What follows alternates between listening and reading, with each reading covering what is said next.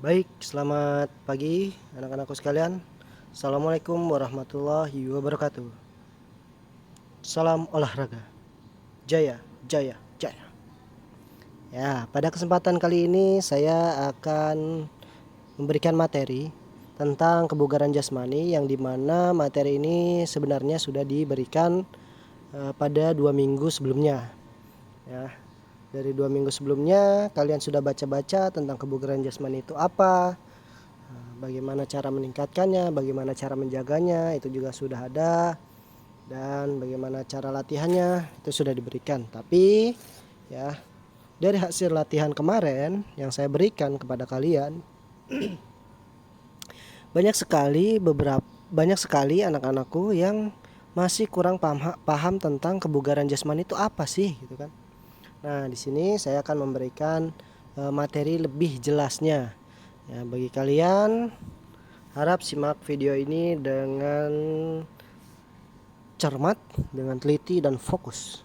Oke, lanjut ke slide berikutnya. Nah, kebugaran jasmani kemarin yang di buku itu ya, yang saya jelaskan yang melalui Google Meet. Kebugaran jasmani itu menurut bahasa kebugaran jasmani, yaitu kebugaran itu artinya kesehatan, jasmani itu adalah badan. Nah, kalau menurut istilah ya, lebih umumnya kebugaran jasmani adalah kesanggupan atau kemampuan seseorang dalam melakukan aktivitasnya sehari-hari tanpa mengalami rasa lelah yang berarti. Nah, artinya apa? Ketika dia sudah menjalankan aktivitasnya sehari-hari, dia tidak merasa capek atau kelelahan. Nah, disitulah kebugaran jasmani seseorang dapat kita lihat. Ya, sebenarnya kalian bisa menilai kebugaran jasmani kalian sendiri sih, masing-masing gitu. Ketika kalian sudah tengah hari merasa capek atau lelah gitu, padahal kan masih banyak aktivitas yang belum kalian jalankan. Nah, itu artinya kebugaran jasmani kalian menurun. Dari situ sebenarnya kita sudah dapat menilai seberapa tinggi tingkat kebugaran jasmani kita. Oke. Nah, itulah ya pengertian dari kebugaran jasmani ya. Jadi dicatat nih, perlu dicatat untuk kalian.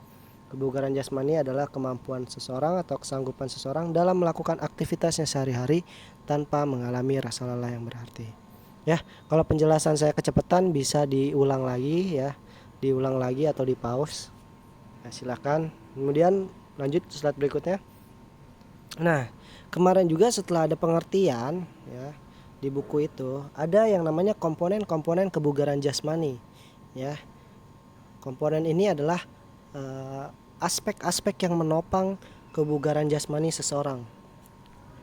Ada berapa komponen? Kalau yang di buku itu ada banyak ya, ada 13 kalau nggak salah. Ya. Nah, di sini saya memberikan intinya saja. Ya, inti dan umum dan sudah dipakai oleh banyak banyak orang. Ya.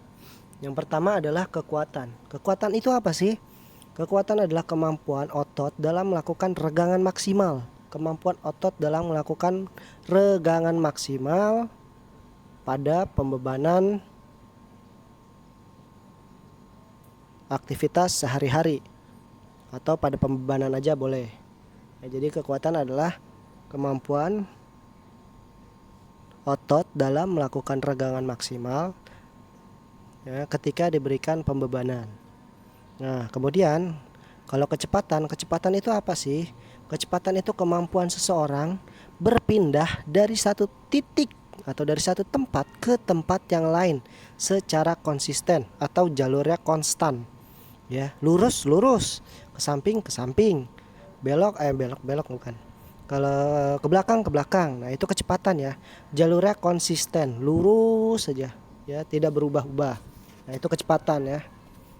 Jadi kecepatan adalah kemampuan seseorang dalam berpindah dari satu titik ke titik yang lain di lintasan yang konstan atau di jalur yang konstan. Kemudian power itu ya simpelnya kekuatan tambah kecepatan. Ya, maksudnya apa? Power adalah kemampuan seseorang dalam melakukan regangan maksimal atau dalam waktu sesingkat-singkatnya. Nah, jadi melakukan regangan maksimal ya dalam waktu secepat-cepatnya. Nah, itu adalah power. Nah, kemudian ada kelincahan. Kelincahan itu apa? Kelincahan adalah kemampuan seseorang ya, dalam berpindah dari satu titik ke titik yang lain ya di lintasan yang berubah-ubah. Nah, itu adalah kelincahan. Kelincahan, ingat. Oke. Jadi beda dengan kecepatan. Nah, kalau kecepatan itu dia tracknya atau lintasannya lurus, jalurnya lurus, sedangkan kelincahan itu berbelok-belok. Contohnya lari zigzag. Nah, itu kelincahan. Nah, makanya kalau misalkan ada pesepak bola gitu kan dalam menggiring bola melewati para pemain, nah dengan sangat cepat, itu namanya kelincahan. Dia lincah, bukan cepat. Oke. Nah, kemudian keseimbangan. Kalau keseimbangan itu keseimbangan itu adalah kemampuan seseorang dalam mempertahankan posisinya di keadaan yang tidak stabil. Nah, itu adalah keseimbangan. Ya, kemampuan mempertahankan posisi. Nah, itu adalah keseimbangan. Nah, kemudian kalau koordinasi adalah kemampuan apa? Kemampuan seseorang dalam mengkomunikasikan gerak. Maksudnya apa? Kemampuan seseorang dalam mengkomunikasikan dari gerak satu ke gerak yang lain. Contoh misalkan ya. Contoh misalkan dalam berjalan ya. Kaki kiri maju, tangan kanannya maju. Nah, ada kan yang kaki kirinya maju terus tangan kirinya ikut maju. Nah, itu koordinasinya tidak baik. Ya, tidak bagus. Kan? Terus ada lagi koordinasi itu ada yang biasa kita suka jadikan permainan itu adalah pegang kepala. Biasanya itu ikuti kata saya. Misalkan ketika saya bilang pegang kepala, nah kalian memegang kepala. Nah gitu. Biasanya ada tuh permainan kayak gitu. Paham ya? Misalkan pegang hidung, nah tapi gurunya megang kepala. Nah, itu adalah kemampuan koordinasi ya. Koordinasi kalian antara mata dan tangan kalian gitu. Kecepatan mata dan tangan kalian gitu. Ya. Nah, itulah koordinasi. Jadi kemampuan mengkomunikasikan gerak ya. Mengkomunikasikan gerak dari satu gerakan ke gerakan yang lain. Nah, itu adalah koordinasi. Kemudian ada ketepatan. Ketepatan ini adalah kemampuan seseorang ya, kemampuan seseorang dalam mengendalikan gerak bebas suatu benda. Nah, itu kemampuan seseorang dalam mengendalikan gerak bebas sebuah benda ya. Nah, itu ketepatan. Nah, kemudian contoh ketepatannya apa nih? Misalkan ngelempar basket, bola, sepak bola, nendang, itu namanya ketepatan ya. Syuting, nah syuting itu harus terarah ya. Nah, kalau terarah berarti ketepatannya bagus. Kalau syuting bola basket, masukkan bola ke dalam ring, nah itu ketepatan namanya. Jadi mengendalikan atau mengontrol gerak bebas suatu benda. Nah, kemudian reaksi. Nah, reaksi ini sebenarnya mirip-mirip power, mirip-mirip kecepatan, mirip-mirip kelincahan juga ya. Karena sama-sama menggunakan waktu. Bedanya kalau reaksi ini bergerak ya, sesegera mungkin. Reaksi, ingat, bergerak sesegera mungkin setelah menerima rangsangan dari luar. Jadi bergerak sesegera mungkin atau secepat mungkin setelah menerima rangsangan dari luar. Rangsangannya seperti apa misalkan? Contohnya yang tadi saya bilang balap lari misalkan. Contoh balap lari nih ya. balap lari itu kan biasanya ada aba-abanya ya, 1, 2, 3 atau tembakan, suara tembakan. Nah, setelah kata-kata ya atau 3 atau tembakan, nah itu segera mungkin setelah mendengar itu ya, rangsangan dari luar itu, kita harus bergerak secepat mungkin. Nah, itu adalah kecepatan reaksi ya. Itu kecepatan reaksi. Nah, oke. Sampai sini paham ya, dicatat ya. Lanjut ke slide berikutnya. Nah, setelah kita mempelajari komponen kebugaran jasmani, nah kita pasti harus tahu ya, tahu apa? Tahu bagaimana cara meningkatkan komponen kebugaran jasmani tersebut. Oke. Bagaimana cara meningkatkannya atau menjaganya, gitu kan? Caranya gampang. Nah, di sini ada 3, yaitu ada latihan, ada mengatur pola hidup, dan mengatur pola makan. Ya, di sini ada 3. Nah, tapi yang akan kita bahas itu adalah yang ini, latihan. Yang akan kita pelajari itu latihan. Karena di kelas 7 kalian sudah belajar mengatur pola hidup dan mengatur pola makan. Kelas 7 kalian sudah belajar ya. Nah, di kelas 8 ini kita menekankan pada latihannya. Ya, latihan komponen kebugaran jasmani. Oke, lanjut. Nah, sebelum latihan, nah, apa hal yang harus kita lakukan? Yaitu adalah tes, benar. Yaitu adalah tes. Tes yang harus kita lakukan. Tes apa? Tes awal.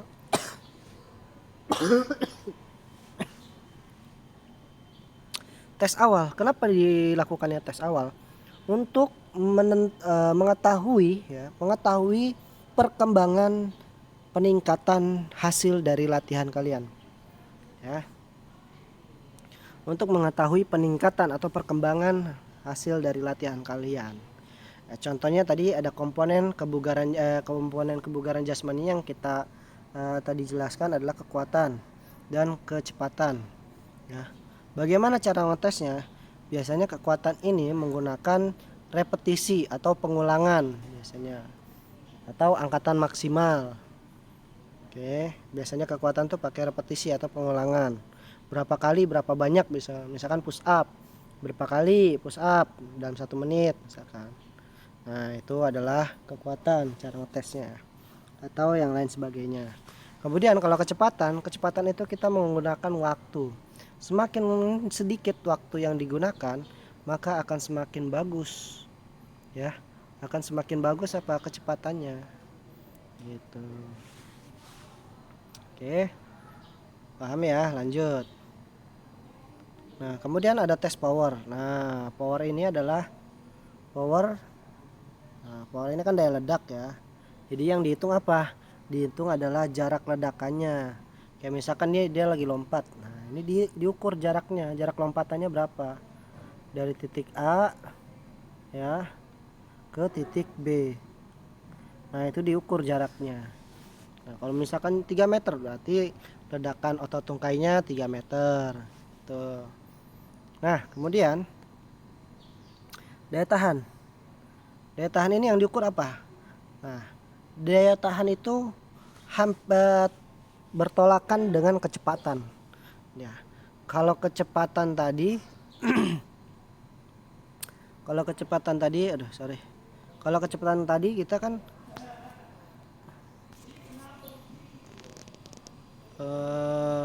kalau kecepatan sesingkat-singkatnya, waktunya sesingkat-singkatnya. Kalau daya tahan selama-lamanya, bukan selama-lamanya, maksudnya selama mungkin ya, selama mungkin. Oke. Kalau daya tahan itu selama mungkin, kalau kecepatan itu waktunya secepat-cepatnya atau sesingkat-singkatnya. Oke, beda sama daya tahan. Kalau daya tahan itu selama mungkin ya. Ingat, daya tahan itu selama mungkin. Kalau misalkan dia eh, dalam dalam waktu 1 jam dia jogging mampu atau bisa, terus dia tidak merasakan lelah, nah lanjut lagi, tambah lagi misalkan. Itu karena selama mungkin ya.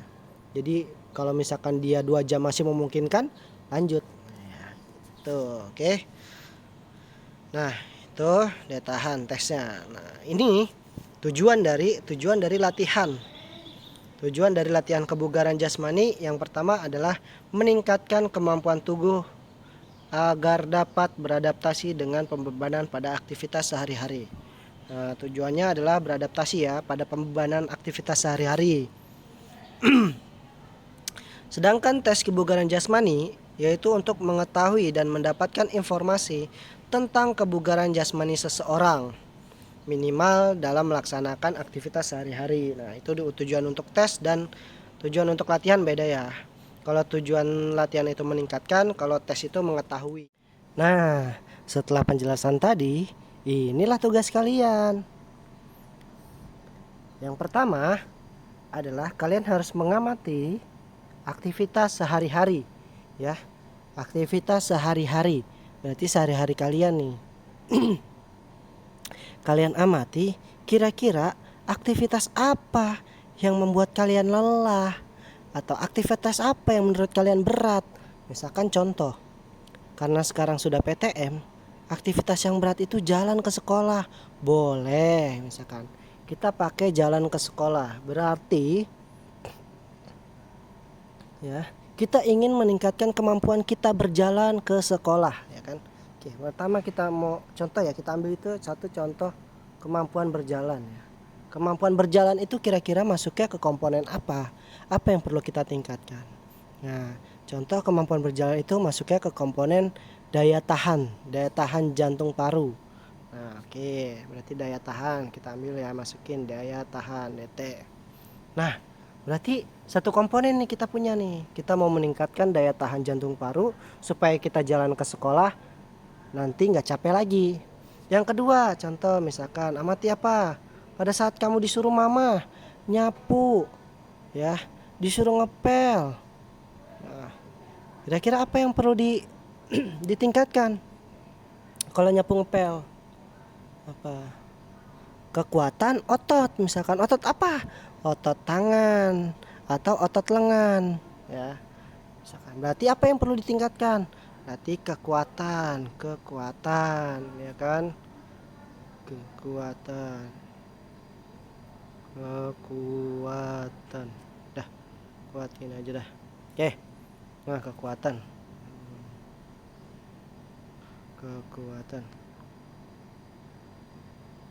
Oke, kekuatan. Nah, terus apa lagi? Nah, berikutnya. Begitupun berikutnya sampai dapat 5 poin. 5 apa? 5 komponen kebugaran jasmani. Setelah kalian dapat apa-apa yang perlu kalian tingkatkan dan kalian sudah menentukan ya, menentukan apa aja kebugaran jasmaninya ya, apa aja komponen yang harus kalian tingkatkan. Udah dapet nih 5 komponen. Nah, tadi kan udah dapet tuh 1, 2, 3, 5 ya kan. Nah, baru setelah itu dites dulu komponen 1, dites. Ya kan, tes. Komponen 2 tes. Nah, komponen 3 tes. Nah, dites terus tuh sampai 5. 5-5-nya tes. Udah dites. Nah, barulah ketemu hasilnya. Tes itu nanti hasil awalnya. Hasil awal kalian. Ya, itu dapatnya Pak saya sedikit banget. Iya nggak apa-apa, namanya juga tes awal. Kalau tes awal langsung bagus, itu namanya kalian sebelumnya sudah diberikan perlakuan. Ini kita tes nih dari 1 udah, 2 udah, 3 udah. Ya, tes awal nih semuanya dites. 5 komponennya kita tes. Oke, dites. Udah. Kalau udah, baru buatlah bentuk latihan. Nah, bentuk latihannya apa? Yang 5 komponen tadi. 1 daya tahan. Terus 2 kekuatan. Misalkan 3 apa misalkan kelincahan. Terus 5 apa tadi, 4 misalkan apa. Nah, seterusnya gitu kan. Nah, itu dibikin kamu latihannya, bentuk-bentuk latihan. Kalau kekuatan contohnya kemarin udah. Nah, empat yang belum ini kamu cari. Ya, cari googling, searching, banyak itu model-model bentuk latihannya. Silahkan kamu cari, ya. Oke. Nah, udah. Kalau udah diberikan perlakuan nih, udah dites, lima-limanya udah dites, ya kan? Lima-limanya udah diberikan latihan. Ya, latihannya seperti apa? Sirkuit training, ya. Sirkuit training. Nah, selama 1 minggu. Jadi kita latihannya selama 1 minggu aja tuh. Nah, selama 1 minggu, nah setiap harinya itu ditingkatkan, ya. Pembebanan setiap harinya itu ditingkatkan. Oke. Dah. Pembebanan setiap harinya itu ditingkatkan. Ya, ini pembebanan setiap harinya itu ditingkatkan. Ya, ditingkatkan. Kayak gimana contohnya? Misalkan, ya, hari pertama. Hari pertama misalkan kamu push up 5 kali. Misalkan ini kita lagi hitung kekuatan ya. Hari pertama tuh 5 kali. Hari kedua itu nggak boleh 5 lagi. Ini nggak boleh. Ya. Sorry. Hari pertama itu nggak boleh 5. Hari kedua nggak boleh 5 lagi, nggak boleh. Ya, haram, hukumnya haram. Hari kelima itu minimal ada peningkatan 10 misalkan. 20 misalkan hari keduanya. Nah, begitupun selanjutnya hari ketiga nggak boleh di bawah 20. Ya. Hari ketiga nggak boleh di bawah 20. Hari ketiga harus misalkan 25. Ya, dikit-dikit nggak apa-apa, yang penting ada peningkatan. Nah, begitupun seterusnya sampai 7 hari. Setelah selesai, ya kan? Baru deh di sini di nomor 5 kamu ada tes lagi. Nomor 5 ini kamu ada tes lagi. Ya, di di hari pertama dites, di hari ke-5 atau hari ke-7 dites juga. Gitu. Ya, ini tes. Oke, tes tuh. Jadi di hari pertama dan di hari kelima itu di hari pertama dan di hari ke-7 itu nanti kamu tes. Jadi tes awal dan tes akhir. Nanti baru kelihatan tuh hasilnya apakah ada peningkatan atau tidak. Pak, contoh tabelnya seperti apa? Contoh tabelnya seperti ini. Nah, ini nih bentuk latihannya misalkan daya tahan. Oke. Bentuk latihannya apa, misalkan jogging misalkan. Tes awalnya dapat berapa jogging? Jogging daya tahan saya cuma dapat 15 menit, Pak. 15 menit aja udah ngap, nggak apa-apa. Nah, nanti latihannya misalkan kamu jogging nggak boleh di bawah 15 menit, harus 20 menit atau harus 16 menit. Yang penting ada peningkatan setiap harinya. Kemudian tes akhir lah, berapa hasilnya, gitu kan.